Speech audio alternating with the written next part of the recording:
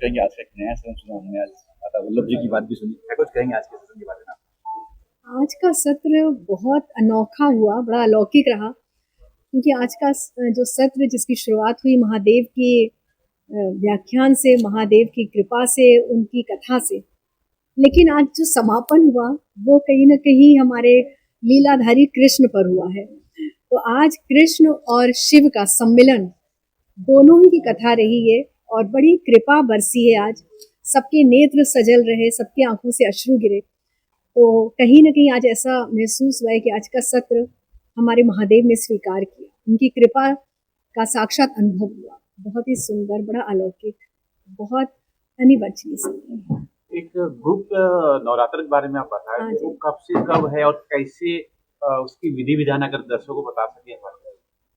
ये देखिए, इसका नाम है ना गुप्त नवरात्रि। ये आप अगर याद करें तो आज से 10 साल पहले शायद किसी को पता नहीं था कि गुप्त नवरात्रि का क्या विधान है, लेकिन अभी क्योंकि सोशल मीडिया आप लोगों की, आप सबके सौजन्य से गुप्त नवरात्रि बहुत ज्यादा चर्चित हो गई है। गुप्त नवरात्रि जैसे हमारे यहाँ 2 नवरात्रियां हम मानते हैं, चैत्र की और एक शारदीय नवरात्रि। 2 हमारे यहाँ गुप्त नवरात्रि जो कि साधकों के लिए थी, पहले जो महात्मा, जो सन्यासी, जिनको साधना करनी थी, सिद्धि प्राप्त करनी थी, उनके लिए। लेकिन आज सभी लोगों को जानकारी है गुप्त नवरात्रि की, तो लोग इनका लाभ उठाते हैं, क्योंकि ये बड़ी ना छुपी हुई नवरात्रि है। लेकिन यहाँ देवी की कृपा, माँ दुर्गा की जो 10 विद्या है, जो 10 विद्या रूपी स्वरूप है, उनकी साधना करते हैं। विशेषतः साधना की जाती है तंत्र साधना के लिए। समय बहुत शुभ है, गृहस्थ लोग भी कर रहे हैं, लेकिन जो शास्त्रों के अनुसार अगर हम देखें तो ये गुप्त नवरात्रि का विधान गृहस्थों के लिए नहीं था, सिर्फ साधकों के लिए था। लेकिन अभी ठीक है, सब कर रहे हैं, लेकिन इसमें एक नियम होता है कि जो भी आप विधि विधान करें, जो भी माता की आराधना, जाप, पूजा, यज्ञ, हवन, वो गुप्त रूप से होना चाहिए। उसका बहुत ढिंढोरा नहीं पीटना है, बहुत लोगों को बताना नहीं है। शांति से माँ के निमित्त आप दीपदान कीजिए, दीपक जलाइए, सप्तशती पढ़िए, तो जो भी कार्य कीजिए वो गुप्त रूप से करना चाहिए। दीपदान के बारे में भी आपने बताया था, जो एक प्रसंग सुनाया था, थोड़ा सा दीपदान की महिमा के बारे में कुछ अगर बता सके। श्रावण मास आ रहा है। बिल्कुल, दीपदान की महिमा शिव पुराण अगर आप पढ़ते हैं तो उसमें दी हुई है, जिसके प्रसंग का आज मैंने यहाँ पर वाचन किया, लोगों को बताया कि दीपदान करके ही जो एक ब्राह्मण थे गुणनिधि, जो कि बिल्कुल धर्म का आचरण नहीं करते थे, लेकिन उन्होंने गलती से, संजोग से अपने उत्तरीय को फाड़कर और मंदिर में दीपदान किया, जलाया दीपक, रोशनी हुई।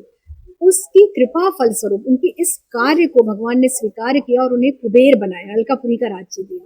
इतनी महत्ता है दीपदान की, तो दीपदान अवश्य करना चाहिए। किसी भी शिवालय में अंधेरा नहीं होना चाहिए। प्रदोष काल में अगर संभव हो तो ये नियम अवश्य लेना चाहिए। अगर आप रोज करिए, नहीं तो शिवरात्रि के दिन, प्रदोष के दिन, जो हम मासिक त्रयोदशी कहते हैं, या फिर आप किसी भी सोमवार को दीपदान अवश्य कीजिए। और आप देखिए इसकी महत्व, बहुत ज्यादा महत्व है। आपके जीवन का अंधकार दूर होने लगेगा।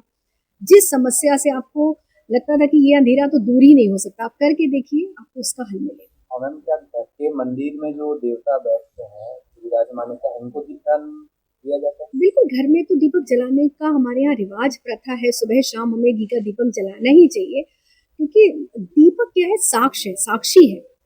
हम लोग जब भी कोई विधि विधान करते हैं, आपने देखा होगा पंडित जी सबसे पहले दीपक जलवाते हैं, क्योंकि अग्नि को हमारे यहाँ साक्षी माना गया है हमारे किसी भी कार्य को। तो दीपदान, जब आप पूजा शुरू कीजिए अपने ठाकुर जी को, तो सबसे पहले दीपक अवश्य। एक चीज और आपने बताया था, लोग का पूरा ध्यान जो है श्रृंगार में होता है, और लेकिन इसके अलावा आपने बताया कि नाम जप जो है बहुत महत्वपूर्ण है। लोग उस पर ध्यान नहीं देते, नाम जप पे नहीं देते, श्रृंगार पे जैसे लगे रहते हैं। ठाकुर का घर है, लेकिन ठाकुर को भोग ही नहीं लगा रहे हैं। कुछ जैसे आपने बताया, लहसुन या प्याज छोड़ता है, वो छोड़ते बिल्कुल भैया, बिल्कुल, ये बड़ी विडंबना है। लेकिन ठीक है, जैसी भगवान ने सामर्थ्य की शक्ति, बुद्धि, सद्बुद्धि, शक्ति और सामर्थ्य, 3 चीजों का समन्वय होना चाहिए जब आप पूजा आराधना करते हैं। तो आपकी जो सामर्थ्य है आप कीजिए, लेकिन आपका हृदय बहुत पवित्र होना चाहिए, निर्मल हृदय से। कहते हैं ना, निर्मल हृदय सोई मोहि पावा, मोहि कपट छल छिद्र न भावा। तो जिसका हृदय निर्मल होता है वो श्रृंगार भी करता है ना, तो बड़े प्रेम से करता है। लेकिन हमेशा आजकल ना, जो साधन को साध्य से ज्यादा महत्व नहीं देना चाहिए। साध्य आपका है नाम जप, आपको ईश्वर का सानिध्य प्राप्त करना है, तो ठीक है, ये सब हमारे लिए एक उपकरण की तरह है। कि हम विधि विधान जो करते हैं, एक लोटे में जल लेते हैं, चढ़ाते हैं, श्रृंगार करते हैं, सब कुछ करिए, लेकिन नाम जप अवश्य करना चाहिए, आपका ध्यान उनमें अवश्य लगना चाहिए। इसलिए आपने और कहा कि महादेव के मंदिर में जाके राधा वल्लभ कहना लोग तो हमें ओम नमः शिवाय कहते हैं। यही तो राज की बात है ना, यही राज एक गूढ़ रहस्य है कि जब हम किसी को प्रसन्न करते हैं, जिसको हम बहुत प्रेम करते हैं, उसको क्या पसंद है ये ध्यान देते हैं हमेशा। हम ये नहीं देखते कि हमें क्या पसंद है हम उसे चढ़ाएं। तो महादेव को सबसे ज्यादा प्रिय है राधा वल्लभ, क्योंकि वो उनके घर के से भी आप बात करो ना, घर के मंदिर में क्या करना चाहिए, तो शिव पार्वती का जो मंदिर है घर का, उसमें जिस ठाकुर की स्थापना उन्होंने की है वो है राधा वल्लभ। तो महादेव का हृदय है, इसलिए जब आप उनका नाम बोलते हैं तो महादेव रीझ जाते हैं, प्रसन्न हो जाते हैं। आप उनकी जितनी भी पूजा कीजिए, लेकिन एक बार सिर्फ राधा वल्लभ बोल दीजिए, आप देखिए वो प्रसन्न हो जाएंगे, आपको महसूस होगी इनकी कृपा।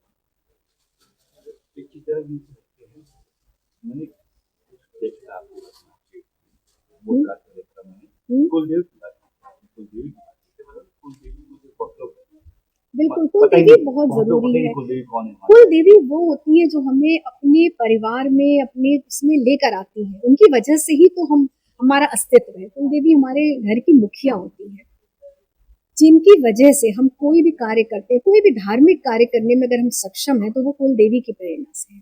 जैसे घर की अगर मुखिया होती है ना, हम उनकी हमेशा हमें आदर करना चाहिए, सम्मान करना चाहिए। तो कुलदेवी तो हमें लेकर आई है इस परिवार में, परंपरा में, इसीलिए उनको नहीं भूलना चाहिए। वो भी साक्षी होती हैं हमारे हर धार्मिक कृत्य का। अगर वो नाराज हो जाए तो आपके सारे कार्य विफल हो जाते हैं, आपकी सारी धार्मिक पूजा, यज्ञ, तप, हवन सब विफल हो जाता है। क्योंकि अगर हम घर के अपने माता पिता को न देखकर अगर हम बाहर ही जाते रहेंगे, सब कुछ करेंगे, शिवालय जाएंगे, मंदिर जाएंगे, लेकिन अपने माता पिता का अनादर करेंगे तो हमें फल कहाँ मिलेगा। तो कुल देवी तो हमारी माता है, एक तरह से हमारी कुल की जो प्रारंभ, जिनसे प्रारंभ हुआ हमारा कुल, वो है। तो उनकी प्रसन्नता का ध्यान, उनसे हमेशा परमिशन, आदेश लेना चाहिए। घर में कोई भी शुभ कार्य हो तो हमें अपने उस स्थान पर, कुल देवी के स्थान पर पहुंचे जाना चाहिए। सावन आ रहा है, सावन में क्या कुछ खास करना चाहिए सावन में? श्रावण में बस एक नियम बना लीजिए। देखिए, सावन में ही हलाहल विष भगवान शिव ने कंठ में धारण किया था, समुद्र मंथन हुआ था, तो भगवान बड़े बहुत ज्यादा, उनकी ज्वाला जो थी बहुत ज्यादा हो गई थी, उनका ताप बहुत बढ़ गया था, क्योंकि कंठ में हलाहल विष धारण किया था। इसीलिए महादेव को जल चढ़ाया जाता है, दूध चढ़ाया जाता है। तो जितना हो सके भगवान का अभिषेक, महादेव अभिषेक प्रिय है। पंचामृत से अभिषेक कीजिए, दूध, दही, घी, शक्कर, शहद से अभिषेक कीजिए महादेव का, कुछ नहीं तो गंगा जल से अभिषेक अवश्य कीजिए। तो सावन में अभिषेक कीजिए जितना हो सके, रोज नियम बना लीजिए, और उसके बाद तो आपकी अपनी श्रद्धा है कि आप जो भी भगवान को अर्पित कीजिए। ठीक है, धन्यवाद। बोलना चाहेंगे आज शिवाश्री ऋतु जी ने जो प्रवचन दिया है, जो आज का सत्र था, थोड़ा सा उस बारे में कुछ बोलना चाहें आप? महादेव महादेव, शिवा श्री ऋतु जी ने प्रवचन नहीं, एक चर्चा की है, जिससे हम और आप बहुत आसानी से महादेव के साथ हम कनेक्ट हो सके। और उनकी चर्चा, उनकी बातचीत इतनी पावरफुल थी कि एक पल के लिए भी मेरे आंखों से आंसू नहीं रुक रहे थे, और मुझे लग रहा था कि एक कनेक्टिविटी की जरूरत होती है। हम सब उसी भोलेनाथ के एक एक अंश है, बट हम सबको तरीका नहीं पता होता। और जैसे कि स्कूल जाने से पहले माँ बाप हमें सिखा के जाते हैं कि कैसे स्कूल में एंटर होना चाहिए, और स्कूल में एक जिम्मेदारी टीचर को दी जाती है, वो हमें सिखाती है कि पढ़ाई कहाँ से शुरू होनी चाहिए। एग्जैक्टली यही काम रितु मैम ने किया है, और इतनी खूबसूरती से उन्होंने ये निभाया है कि हम सब इतने उसमें भावुक हो गए कि 1.5-2 घंटा कहाँ खत्म हो गया पता ही नहीं चला। महादेव से एक ही प्रार्थना करना चाहूंगी कि ये समय बार बार आए और हमें मौका दे कि हम शिवाश्री ऋतु जी को बार बार बुलाए, और आप और हम सभी को जितने ज्यादा शिव के साथ कनेक्ट कर सके, उतने जल्दी और उतने ज्यादा से ज्यादा भोलेनाथ के साथ कनेक्ट। अगर मैं कुछ बता सके महादेव नाथ फाउंडेशन के बारे में हमारे दोस्तों जी, महादेव नाथ फाउंडेशन के फाउंडर ये है, और हम तीनों सेवक है। जो ये हुक्म करते हैं उसकी सारी तकलीफ हम लोग करते हैं, उसको आगे बढ़ाते हैं। ये ज्यादा बेटर तरीके से बताते हैं। महादेवनाथ फाउंडेशन जो है, जब हमने पहली बार इसको सोचा और हमें दिमाग में आया कि कुछ ऐसा करना चाहिए जो समाज के लिए भी कर सकें, और सबसे पहले हमारे दिमाग में आया था जो पशुओं के लिए हम बहुत कुछ करना चाहते थे, बट इंडिविजुअल अगर आप खुद से कुछ करना चाहें तो बहुत छोटे हो जाते हैं, क्योंकि इतना कुछ करना है और अकेले आप संभव नहीं है उसको कर पाना। तो हमने सोचा कि एक फाउंडेशन का निर्माण किया जाए जिसके माध्यम से हम लोग जो है अपनी सेवा जारी रख सकें और बड़े लेवल पे कर सकें। सो महादेवनाथ फाउंडेशन इंसानों के लिए तो है ही है, बट पशुओं के लिए विशेष रूप से जो है हम लोग कार्य कर रहे हैं और अभी उसका पहला साल ही है और अगले साल तक मैं उम्मीद करता हूँ महादेव की कृपा बनी रहेगी तो ये फाउंडेशन इतना कुछ कर पाएगी, शायद मुझे लगता है जो अभी तक की बहुत सारी फाउंडेशन सिर्फ और सिर्फ बिजनेस तो मैं नहीं कहूंगा लेकिन उतना अच्छे से नहीं ध्यान दे पाती। जो हमारी फाउंडेशन अब करना चाह रही है वो बहुत डिटेलिंग पे हम लोग काम कर रहे हैं और हम एंड टू एंड तक जाने का पूरा प्रयास करेंगे महादेवनाथ फाउंडेशन के। जी बिल्कुल, कुछ आप बोलना चाहें आज के सत्र से क्या कुछ सीखा? तो हर हर महादेव सभी लोगों को। मैं तो जैसा कि मेरी दीदी ने बोला कि ये जो प्रोग्राम था वो हम सभी के लिए था। शिव चर्चा होना आज के टाइम पर इतना जरूरी है क्योंकि हम लोग टेक्नोलॉजी में इतना खो चुके हैं कि हमें इन सब चीजों में लीन होने का समय नहीं मिलता। तो मुझे तो बहुत ही ज्यादा अच्छा लगा और जैसा कि आप सब भी जानते हैं कि आप सब लोगों को भी बहुत एंजॉय मिला होगा इस प्रोग्राम में, क्योंकि ये हमारे महादेव के ऊपर जितना भी हमने चर्चा की है सब लोगों ने कनेक्ट किया होगा कहीं ना कहीं।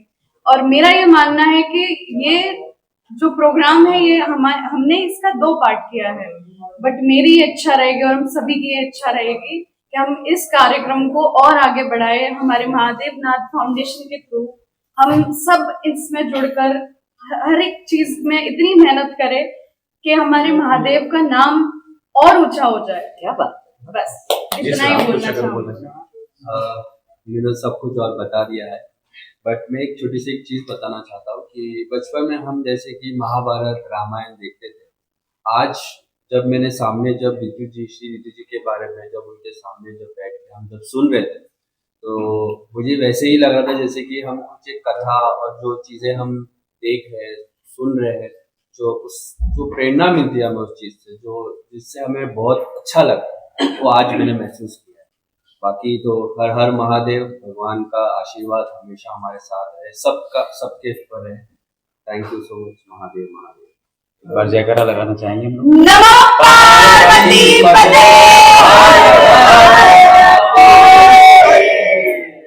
रितु जी का और दुष्यंत जी का तहे दिल से बहुत बार धन्यवाद कहेंगे, स्पेशली दुष्यंत जी का, क्योंकि वो पर्दे के पीछे ज्यादा रहते हैं, बट दुष्यंत जी को जेन्युइनली इस प्रोग्राम को सफल बनाने के लिए दुष्यंत जी 100 साल जिए दुष्यंत जी हमारे। दुष्यंत जी जो है वो हमेशा पर्दे के पीछे रहकर लगे रहते हैं इस प्रोग्राम को सफल बनाने में।